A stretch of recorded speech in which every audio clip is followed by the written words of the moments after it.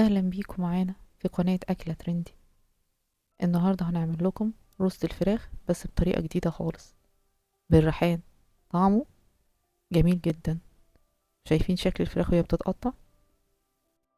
ما تنسوش تشتركوا في القناة وتفعلوا الجرس عشان توصلكم فيديوهاتنا الحلوة دي اول باول. هنحتاج كيلو صدور فراخ.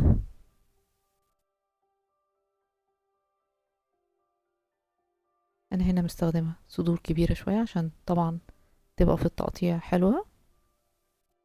هنبدأ نخرمها بالشوكة عشان تشرب التتبيلة.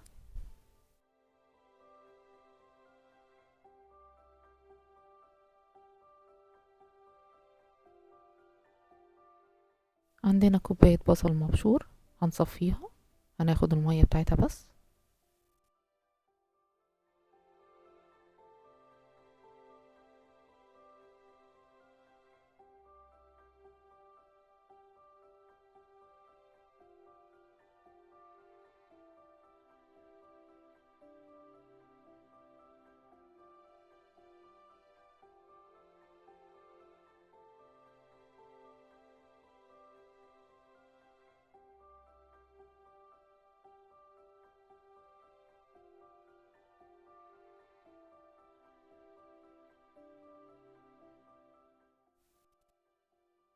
ومعلقة كبيرة من الثوم المفروم،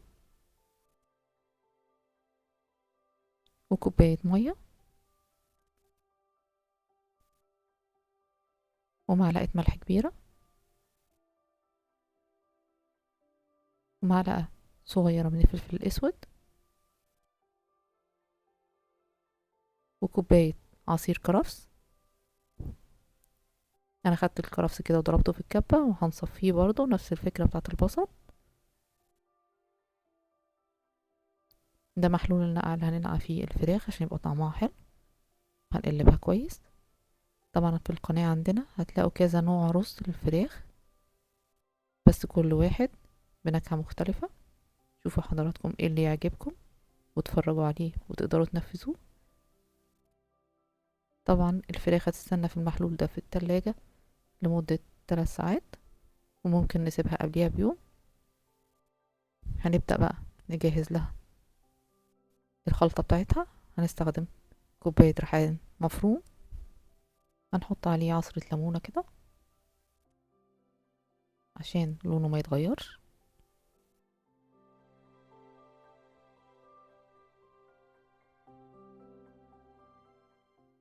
نص معلقة من الفلفل الأسود، نص معلقة صغيرة من الملح، معلقة كبيرة من الشطة الحمراء، ونقلب الخلطة دي مع بعض.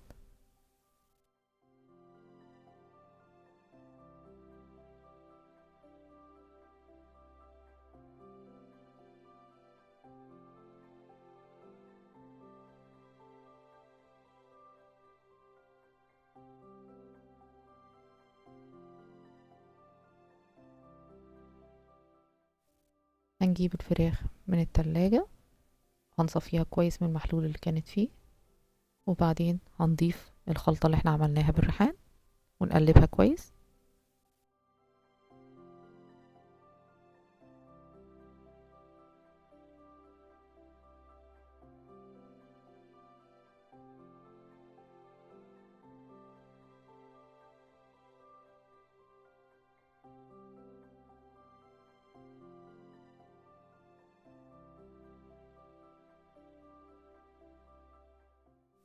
الريحان طبعا بيدي طعم حلو قوي للفراخ وبيخلي الروست حتة تانية خالص. هنجيب الصينية اللي فيها سلك عندنا ونرص فيها صدور الفراخ، بس هنحط شوية مية، كوبايتين مية في الصينية، ونحط معاهم شرايح ليمون.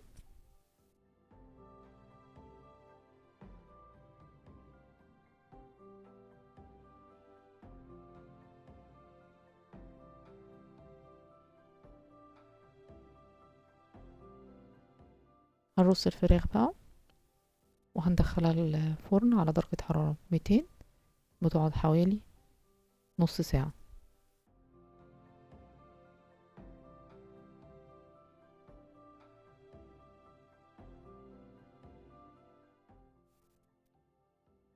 هنجهز الخلطة اللي هندهن بيها وش الروست. معلقتين من العسل، معلقة كبيرة من الصويا صوص، معلقة كبيرة من عسل العنب،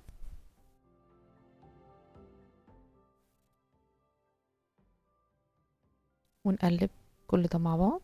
لو ما عندناش عسل العنب ده ممكن نستخدم عسل اسود او دبس الرمان عادي. نقلبه كويس.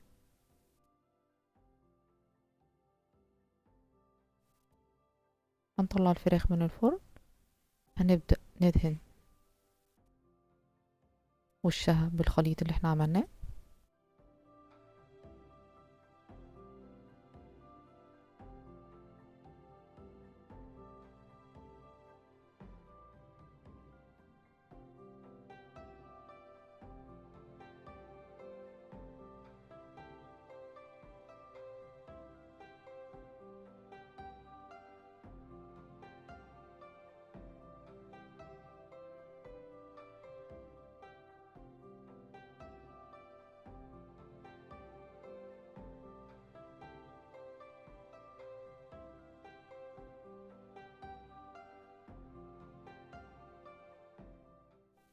بعد ما دهنا الوشين هندخلها الفرن لمدة 10 دقايق تاخد اللون اللي احنا عاوزينه.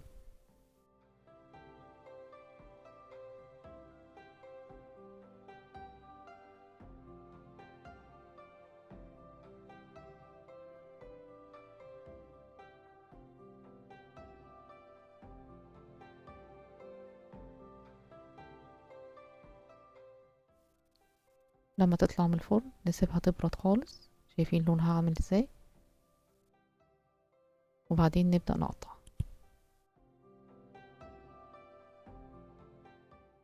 شايفين الجمال وهي بتتقطع؟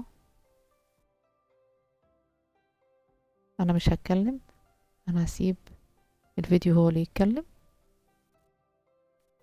وما تنسوش تشتركوا في القناة وتفعلوا الجرس، ويا ريت تجربوها وتقولوا رأيكم ايه. اشوفكم في اكلة جديدة. مع السلامة.